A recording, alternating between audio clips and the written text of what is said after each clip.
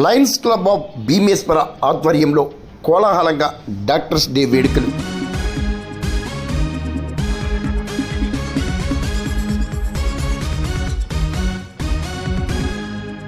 Samarlakota Bhimeswara Lions club ఆధ్వర్యంలో మంగళవారం doctors day వేడుకలను ఘనంగా సత్కరించారు. డాక్టర్ సన్యాసరాజు, డాక్టర్ శ్రీవల్లి దేవిలను ఘనంగా సత్కరించారు.